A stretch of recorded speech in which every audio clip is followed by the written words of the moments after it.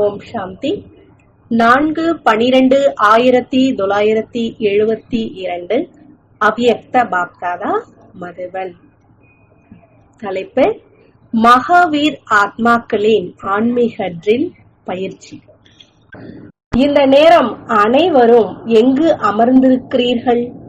சாகார உலகத்தில் அமர்ந்திருக்கிறீர்களா அல்லது ஆகார உலகத்தில், அதாவது சூட்சும வதனத்தில் அமர்ந்திருக்கிறீர்களா?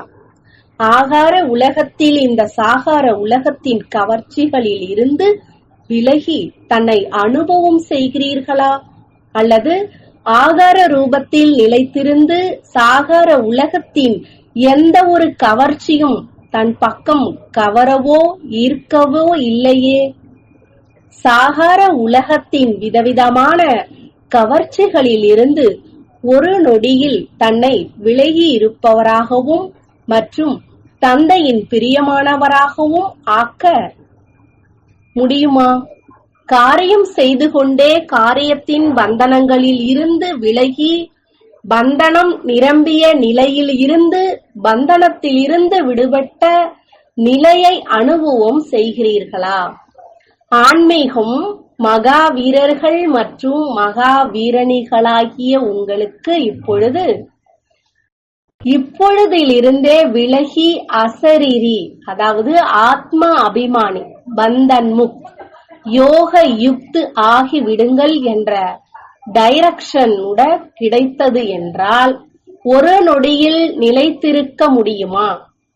எப்படி அடயோகிகள் தன்னுடைய சுவாசத்தை எவ்வளவு நேரம் விரும்புகிறார்களோ அவ்வளவு நேரம் நிறுத்தி வைக்க முடியும்? சகஜ யோகி, இயல்பான யோகி, நிரந்தர யோகி, கர்ம யோகி, உயர்ந்த யோகியாகிய நீங்கள் தன்னுடைய எண்ணங்களை, சுவாசத்தை பிராணேஸ்வரர் தந்தையின் ஞானத்தின் ஆதாரத்தில் எந்த எண்ணத்தை, எப்படிப்பட்ட எண்ணத்தை எவ்வளவு நேரம் விரும்புகிறீர்களோ அவ்வளவு நேரம் அதே எண்ணத்தில் நிலைத்திருக்க முடியுமா? இந்த நேரம் சுத்தமான எண்ணத்தில் சிந்தனையை ஓட விடுவது, அடுத்த நேரம் ஒரே எண்ணத்தில் நிலைத்திருப்பது என்ற இந்த பயிற்சியை சுலபமாக செய்ய முடியுமா? எப்படி ஸ்தூலமாக சென்று கொண்டிருக்கும் போதே தன்னை எங்கு விரும்புகிறீர்களோ அங்கு நிற்க வைக்க முடியும்? ஆடாத அசையாத நிலை என்று என்ன மகிமை பாடப்பட்டிருக்கிறதோ அது யாருடையது? நீங்கள் மகாவீர், மகா வீரணிகள், ஸ்ரீமத் படி நடக்கும் உயர்ந்த ஆத்மாக்கள் தான் இல்லையா? சாஸ்திரவாதிகள் சொல்லும் வழி, குருக்கள் காட்டும் வழி, கலியுக உறவுகள் கூறும் வழி இவையோ முடிந்துவிட்டது இல்லையா? ஆனால் மனம் சொல்லும் வழி, அதாவது தன்னுடைய ஆத்மாவின் கீழ்த்தரமான சம்ஸ்காரங்களின் அனுசாரம் எண்ணம் உருவானது. மேலும் அந்த எண்ணத்தை வார்த்தையில் மற்றும் காரியம் வரை கொண்டு வருவது என்ற இதை ஸ்ரீமத் என்று கூறலாமா? மேலும் வீணான எண்ணங்களின் உற்பத்தியை ஸ்ரீமத் என்று கூறலாமா? அப்படி ஸ்ரீமத் நடப்பவர் ஒரு எண்ணத்தை கூட மன்மத், அதாவது மனம் சொல்லும் வழியிலோ மற்றும் மற்ற ஆத்மாக்கள் சொல்லும் வழியிலோ, அதாவது பரமத் படி செய்ய முடியாது.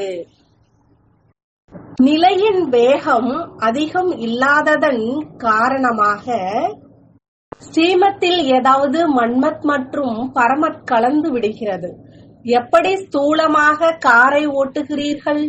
பெட்ரோலில் ஒருவேளை கொஞ்சமாவது குப்பை கலந்து விட்டது என்றால், ரீஃபைனாக, அதாவது சுத்திகரிக்கப்பட்டதாக இல்லை என்றால் அதிக வேகமாக செல்ல முடியாது.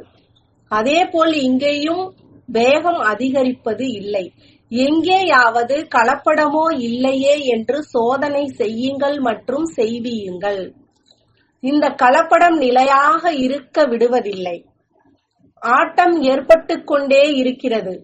உயர்ந்த ஆத்மாக்கள் பல மடங்கு பாக்கியசாலி ஆத்மாக்கள் ஒரு அடி கூட பல மடங்கு வருமானம் இன்றி இழக்க மாட்டார்கள். ஆன்மீக ட்ரில், அதாவது பயிற்சி தெரியும் இல்லையா? இந்த நேரம் நிராகாரி, அடுத்த நேரம் ஆகாரி மற்றும் சாகாரி, கர்மயோகி. இதை செய்வதில் நேரம் எடுக்கக்கூடாது. எப்படி சாகார ரூபம் தன்னுடையதோ அதேபோல் நிராகாரி ஆகாரி ரூபமும் தன்னுடையதேதான் இல்லையா? தன்னுடைய பொருளை கையாளுவதில் என்ன நேரம் எடுக்க வேண்டியது இருக்கிறது? மற்றவர்களின் பொருளை உபயோகிப்பதில் கொஞ்சம் நேரம் எடுக்கலாம். யோசனை ஓடும். ஆனால் இதுவோ நம்முடைய உண்மையான சொரூபம். எப்படி ஸ்தூல ஆடையை காரியத்திற்கு ஏற்றபடி அணிகிறீர்கள் மற்றும் கழற்றி விடுகின்றீர்கள், அதேபோல் இந்த சாகர உடல் என்ற ஆடையை காரியத்திற்கு ஏற்றபடி அணிந்தீர்கள் மற்றும் விலகிவிட்டீர்கள். ஆனால் எப்படி ஸ்தூலமான ஆடையும் ஒருவேளை இறுக்கமாக இருக்கிறது என்றால் சுலபமாக கழற்ற முடியாது. அதேபோல் ஒருவேளை ஆத்மாவின் இந்த உடல் என்ற ஆடை உலகின் மாயாவின் கவர்ச்சியில் இறுக்கமாக, அதாவது ஈர்க்கப்பட்டதாக இருக்கிறது என்றால் சுலபமாக கழற்ற முடியாது. அதாவது சுலபமாக விலகியவராக ஆக முடியாது. நேரம் எடுக்கும், களைப்பு ஏற்படும். ஏதாவது ஒரு காரியம் எப்பொழுது அசம்பவம் ஆகிவிடுகிறது என்றால் களைப்பு மற்றும் குழப்பமாக ஆகிவிடுகிறது. குழப்பம் ஒருபொழுதும் ஒரு இடத்தில் நிலைத்திருக்கச் செய்யாது. அப்படி இந்த பக்தியின் அலைவது ஏன் ஆரம்பமானது? எப்பொழுது ஆத்மா இந்த உடல் என்ற ஆடையை அணிவது மற்றும் விலகுவதில் இயலாமல் ஆகிவிட்டதோ அப்பொழுதுதான் இந்த தேகத்தின் உணர்வு தன் பக்கம் இழுத்து விட்டது. அப்பொழுது குழப்பத்திற்குள்ளவராகி அலைவது ஆரம்பமானது. ஆனால் இப்பொழுது நீங்கள் அனைத்து உயர்ந்த ஆத்மாக்கள் இந்த உடலின் கவர்ச்சிகளில் இருந்து ஒரு நொடியில் விலகியிருக்க முடியுமா? அந்த மாதிரி பயிற்சி இருக்கிறதா? பயிற்சியின் பரீட்சைக்கான நேரம் எப்பொழுது இருக்கிறது? எப்பொழுது கர்ம போகின் பாவ கர்மத்தின் விளைவுகளை அனுபவிக்கும் பாதிப்பு அதிகமாக இருக்கிறதோ அப்போது கர்ம இந்திரியங்கள் முற்றிலும் கர்ம போகின் வசமாகி தன் பக்கம் இழுக்கிறது. அப்போது ஏற்படுவதைத்தான் மிகுந்த வேதனை என்று கூறுவது. மிகுந்த வேதனை இருந்தது, எனவே கொஞ்சம் மறந்துவிட்டேன் என்று கூறுகிறார்கள் இல்லையா? ஆனால் இதுவோ டக் ஆஃப் வான், அதாவது கயிறு போட்டி, இழுக்கக்கூடிய அந்த போட்டி நேரமாகும். அந்த மாதிரி நேரத்தில் கர்ம போகை கர்ம யோகாவில் பரிவர்த்தனை செய்பவர்கள் சாட்சியாகி கர்ம இந்திரியங்களை அனுபவிக்க வைப்பவர்களாக யார் இருப்பார்களோ, யார் அந்த மாதிரியான நேரத்தில் வெற்றி அடைந்து காண்பிக்கின்றார்களோ அவர்களைத்தான் அஷ்ட ரத்தினங்கள் என்று கூறப்படுகிறது. ஏனென்றால் அஷ்ட ரத்தினங்களில் எப்பொழுதும் அஷ்ட சக்திகளுடன் இருக்கும். அந்த மாதிரியான அஷ்ட ரத்தினங்கள் தான் பக்தர்களுக்கு அற்ப காலத்து சக்திகளின் வரதானங்கள் கொடுக்கும் இஷ்ட தேவதையாக ஆகிறார்கள்.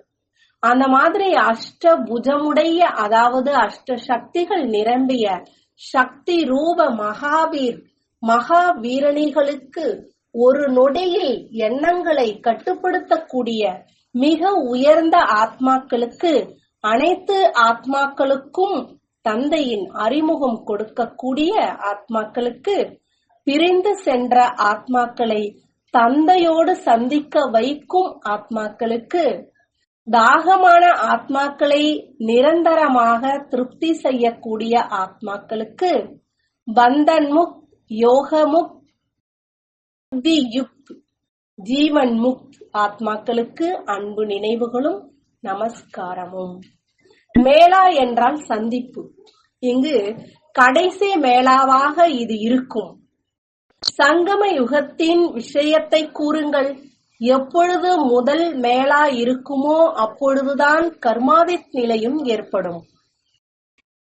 தந்தையின் சம்ஸ்காரம், தந்தையின் குணம், தந்தையின் காரியத்தின் வேகம் மற்றும் தந்தையின் அவ்யக்த நிராகர நிலையின் ஸ்டேஜ் அனைத்திலும் சமமாவதின் மேளா நடக்கும். எப்பொழுது ஆத்மாக்கள் தந்தையின் சமநிலையின் மேலாவை கொண்டாடுவார்களோ அப்பொழுது வெற்றி முழக்கம் ஏற்படும். விநாசத்தின் அருகில் வருவீர்கள். தந்தையின் சமநிலைதான் விநாசத்தை அருகில் கொண்டு வரும். மேலா நடந்த பிறகு என்ன நடக்கிறது? மிகவும் அமைதி.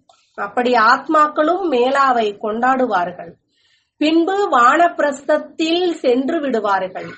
வானப்பிரஸ்து என்று கூறினாலும் மற்றும் கர்மாதித் என்று கூறினாலும் முதலில் இந்த மேலா நடக்கும். நல்லது. तो बच्चों को तो सर्विस करनी है जो बाबा कहते हैं सबको ये बताओ। देखो तुम्हारा एनल ऑब्जेक्ट ये है कि गीता है बगैर राजयोग है बच्चे।